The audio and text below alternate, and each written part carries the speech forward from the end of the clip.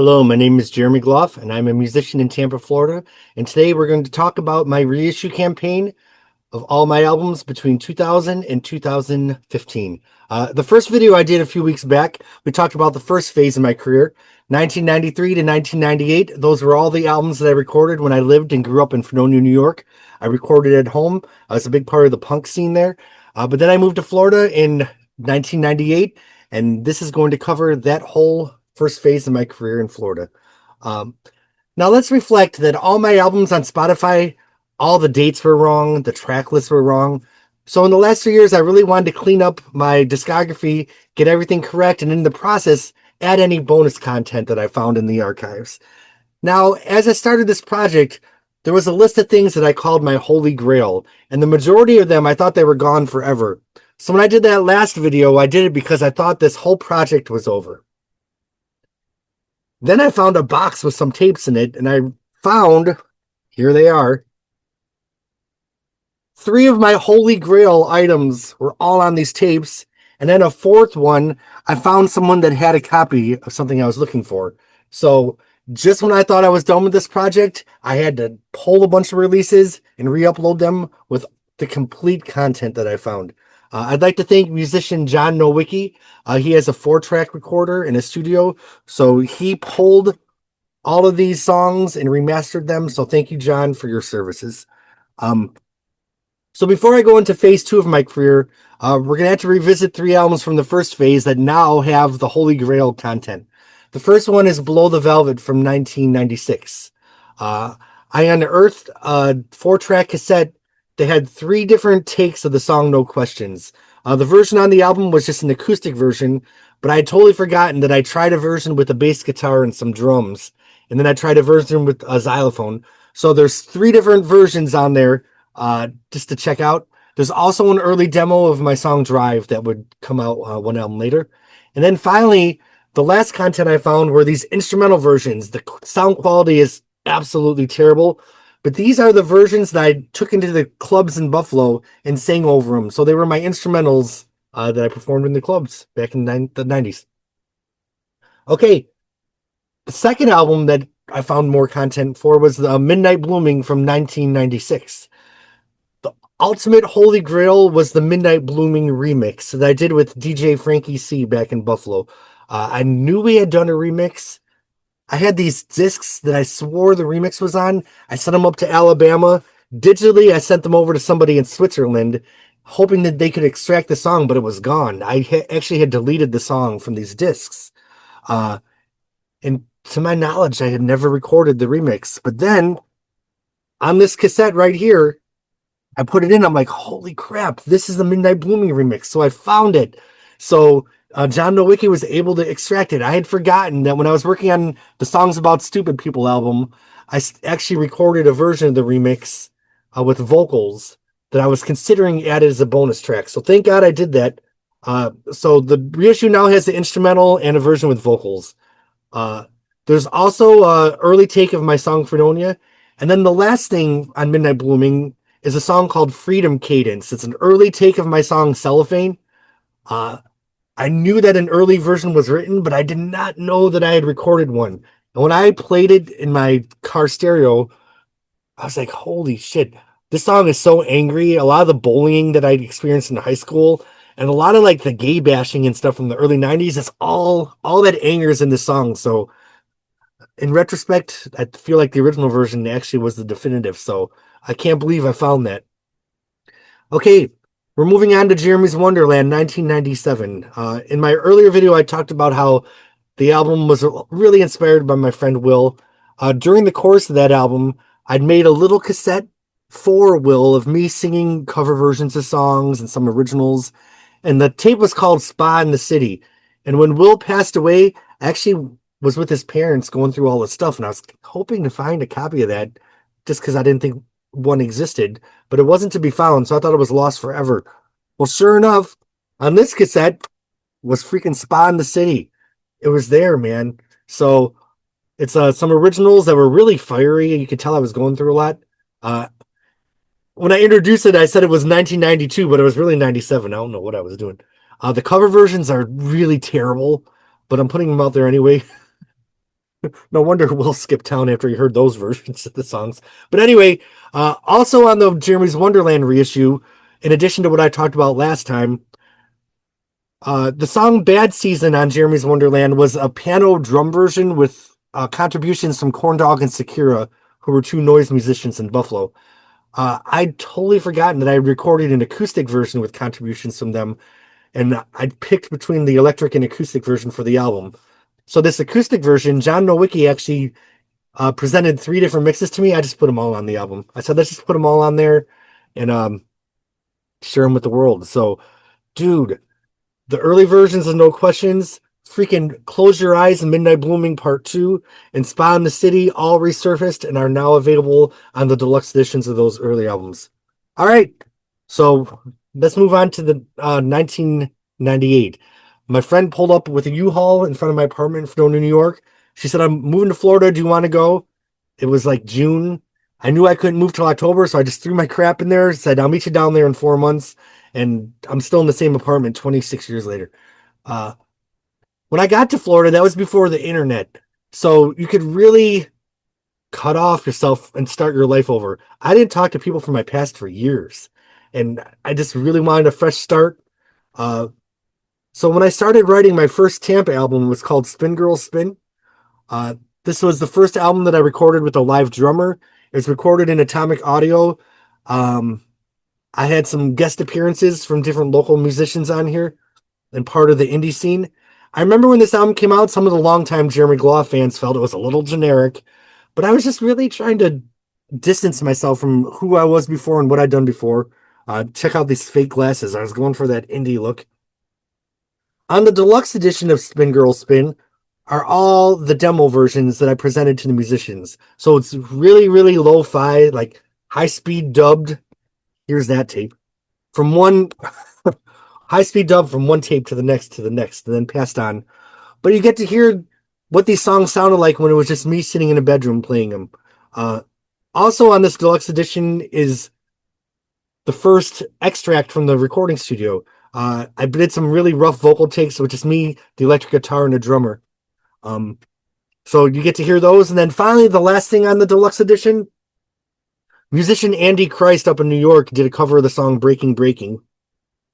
I always loved it, and I never knew where I could release it. So I added it to the deluxe edition, and you can hear it. So, this is my reinvention. I was going for an indie sound. It's the first album where I played electric guitar. The songs, I wrote them in a really low key because I didn't want people making fun of my high voice. So this was my entrance into the Tampa scene, and it won a Best of the Bay award. So that was pretty cool. The next thing I released, of course, was the Champagne soundtrack. It was a performance art show I did with Betty X and Rhonda K. It was released digitally in 2012, but at the time, the Ashes of Grissom song was left off. Well, I tracked down the singer from the band. He gave permission to add the track. So the new edition has the complete track listing from the soundtrack. Also on the deluxe edition, there were some cartoonists in Orlando that were creating a cartoon, and they contacted me to write the theme song for it. It was called Banana Problem. So I presented them with like a short theme song version, the full 3-minute version, then an instrumental. So when I originally reissued this in 2012, I put on the short version and the long version with the vocals, but I left off the instrumental. So the new reissue has the complete CD single. It has all three, including the instrumental. So that's what you'll find on the Champagne Deluxe Edition. All right. The next thing I issued was America is Lonely Tonight in 2001. This was another album recorded at Atomic Audio. I was working with Ken Karg on the drums. This album was a lot more Americana. Some songs from it were in the movie Hooked. I'd won the Coca-Cola songwriting competition. This album charted on some college radio stations, so this was a big album for me. It won in the top 10 best albums in Tampa in 2001. But on the deluxe edition are all the demo versions that I did at home. It's me on the keyboard, like playing the drum parts on a keyboard. But you can hear how the songs were when I record them alone at home before I presented them to the musicians. Another cool thing on here, I'd written a song with Ann Fearman in the 90s called Speaking in Tongues, 27 Minutes. And I had demoed a version for this album and ended up not using it, but Ann gave me permission to put it on here. So you'll get to hear the song that didn't make the album. I used some of the elements of that song for the song Mother Mary on here. So you'll find that. And then finally, Banana Problem. I found a tape with some demo versions. I didn't even know they existed. Those must have been the demo cassettes that presented to the cartoonists. So those were on there. And then finally, the last thing was the instrumental version of the song Blue Champagne that I performed in the Champagne show. So those are all the things on the deluxe edition of America's Lonely Tonight. There is a third disc, which is the first practice from the whole sessions. It's me on the electric guitar and the drummer, just some instrumental versions. I don't know if anyone will ever listen to them, but I thought it was cool to just put them out. 2002, I did the collaboration album with Susie Martian, J-Glo, and Sassy Valentine. That was not reissued because everything has already come out from these sessions. The bonus remix from DJ Soma came out in the 2012 reissue. So that was that. But there were some demos of those dance songs that I recorded and presented to Susie Martian that you will find on the Romantico Deluxe Edition. So this album came out in 2003. It was the last of my trilogy working with in Atomic Audio with the singer-songwriter and the drummers. This time Jeff Bryan played drums on the album. And once again, the deluxe edition is me like playing the drums with my hands. It's all the demo versions of the Romantico songs. Some songs were outtakes from this album. Like Poison Sister didn't make this album. I actually recorded that this year on my 50 AF album. Another Side to Love was originally demoed in 1993. It didn't make that first album. It was demoed for this album. It didn't make this one, but it finally made my album The Box in 2019. So you'll get to hear the 2003 demo of Another Side to Love and the demo for Poison Sister. So that's what you'll find on the Romantico Deluxe Edition. 2004. I was in college at the time. I was in a class called Psychology for Personal Growth, Part 2. Norma Caltagione was my professor. And we had to do a creative project for a final. So I wrote one song. I was also in therapy at the time. My therapist was Linda Peterman. I wrote one song, and then it turned into 14 within a week. I had so much on my mind that I freaking wrote 14 songs. I was actually in the studio with a band, recording a full band album. I shelved that album, recorded the Orange songs, and released this first because I just felt such an urgency. At the time in my life, I was just compromising so much, and I was trying to make so many freaking people happy that sometimes I just react with the next album and say, this is me. There's actually a song on this album like, this is my voice. You're hearing my voice, because I stopped compromising. So this album was me just really saying what's on my mind. There are 2 bonus tracks on the deluxe edition of this online. One of those is a song called At This Time, All Gay Men Are Worthless to Me. That was something from this compilation. Dennis Cooper is a very well-known, controversial author, and he did a multimedia project called the Ash Gray Prophecy. And I was contacted by his publisher because he wanted musicians to submit songs inspired by the story.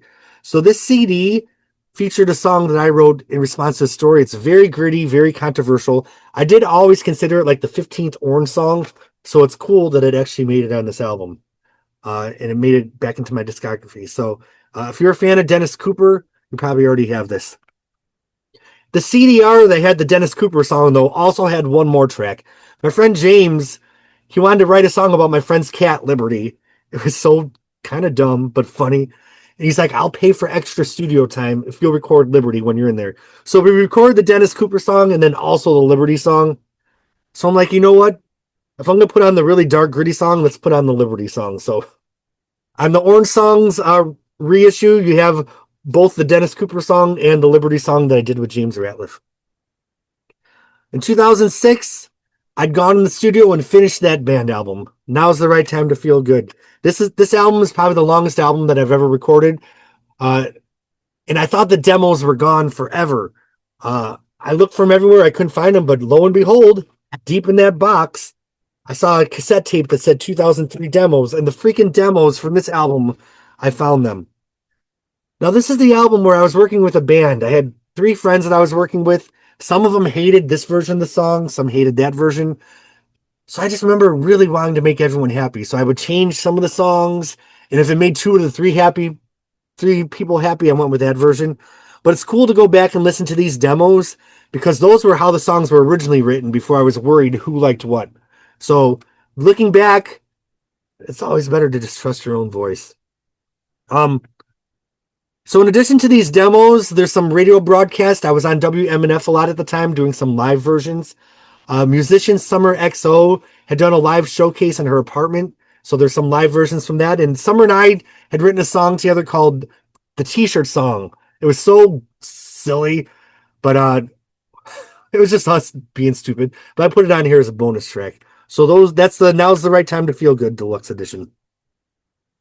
And this was a big release for me. If anyone remembers, it was at Mirda's coffee shop. I actually arrived in a limousine.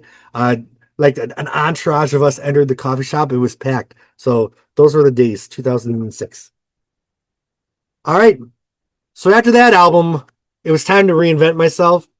And that's the album 1987 from 2008. So before Taylor Swift had 1989, Jeremy Gloff had 1987.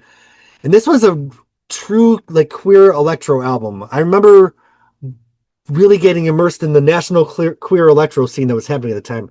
Nikki Click, Team Gina, a Scream Club, the Crunks Not Dead Records. I had to thank my friend Brian Bodge for inviting me up to Atlanta to play the Mondo Homo Festival, because that's where this album really broke big. And then I toured nationally with it. This album was the album that got me on Penn and Teller. I was on Bullshit on Showtime. There was just a big album. There wasn't a lot of outtakes because I didn't do demo versions, but I did find some early mixes of the songs. I found some unreleased remixes, some live versions. So that's what you'll find on the 1987 deluxe edition. Now, in true JG form, I never like being pigeonholed. So even when 1987 was taking off and still really successful, I'd already started writing some new songs that would become the 21st Century Love Songs album. I felt very early in the promotion for 1987 that it was going to be a nightmare to be typecast as the 80s guy. And it's so funny because if you look at this album cover, it's so freaking colorful.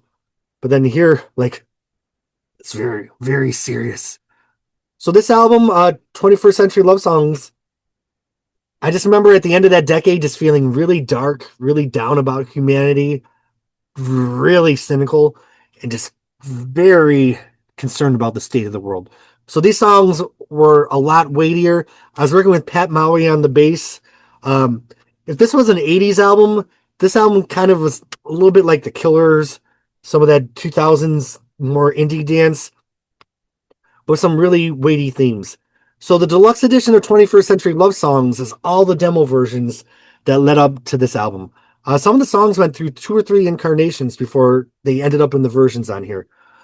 One particular song, Modern Times Will Catch Me, was rewritten as 21st Century Love.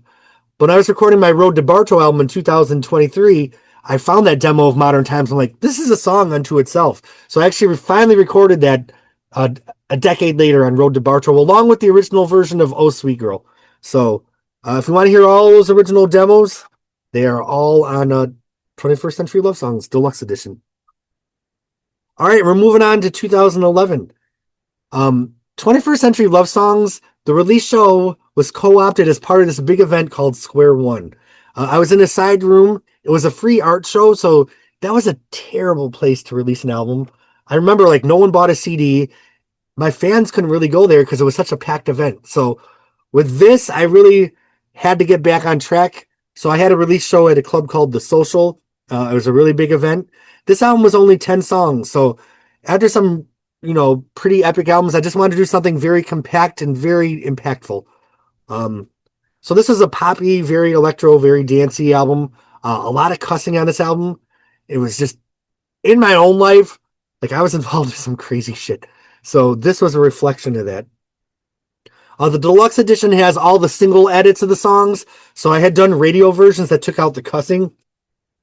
Disc 2 has all the original demos though. So before the songs ended up in these versions, a lot of songs were a lot more like gothy, Cure, old wave. This demos were actually released in 2017 by Mike Media on his Scribbleland Entertainment label on a cassette called That. So the deluxe edition of this has everything from that. I found a couple more things though. I found the instrumentals of the demos I did with author Jeffrey Dicker. And I also found I recorded a cover of one of R. Kelly's In the Closet, Trapped in the Closet songs. I know R. Kelly is a gross, terrible human being, but I just put it on there for historical purposes. A record label was doing a benefit compilation, and they were asking all these musicians to record the chapters of Trapped in the Closet. So that was my submission, and you'll find it on the this deluxe edition. All right, Inside of Blue Buildings, 2013. This is where I kind of started getting myself really back on track. I had done a Kickstarter for this album. I remember hoping to raise $300, and I ended up raising thousands of dollars. There was so much support for this album. This is where I really got away from the electronic music and got back to the cerebral singer-songwriter. And this album was so interesting because most of the songs came to me in dreams. Like I was sleeping, I'd wake up in the middle of the night, record the demo, then go back to sleep. So I dreamt these songs. It was very hazy. Um, but the deluxe edition, this is actually a 3-disc set because there were so many different versions of these songs. It has all the demos I recorded, like when I was waking up. Um, on this album, I had a couple collaborations with Jill Jones. Jill Jones was someone that collaborated with Prince. She came out with an album on the Paisley Park album. She was actually in the movie Purple Rain, and we developed a close friendship. I flew up to New York City. Me and Jill wrote a couple songs together. So in the deluxe edition, you'll actually hear the demos with Jill singing the lead vocals. And some of those demos, there were 4 versions. The instrumental that I originally presented to Jill, the demo with her and I writing in her living room, me going back to Tampa and demoing it, and then the demo for the album. So all of those are on there. Super cool. Another thing you'll find on disc 3 of the deluxe edition is an album at the time that was called Further Inside of Blue Buildings. It was a CD that I recorded for the Kickstarter. People that donated $100 or more, they got to request a song that would be on this live album. So Further Inside of Blue Buildings is now released again in this deluxe edition. I'd like to thank musician Kathy Sings For You. She actually found some of the demos that I thought were gone forever. She had them.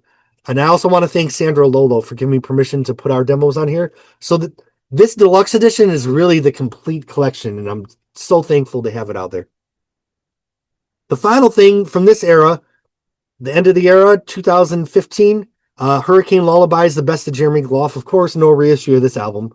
It had the dance version of So Much in Love, a Jill Jones cover. And then White Glint, which was a collaboration with Digital Geist, an electronic industrial musician who worked a lot with Front 242. So thank you all so much that are interested in, for everyone that's interested in my music. I hope you enjoy these deluxe editions, the demo versions. I'm so sorry that some people bought some of these and then I pulled them, then kept re-releasing them, but I kept finding things that I didn't know still existed. So I'm confident to say the only other thing that I can't find, I know that CD's gone forever. So this project is complete. I will be back in the near future with the third and final part of my reissue campaign. Thank you all so much.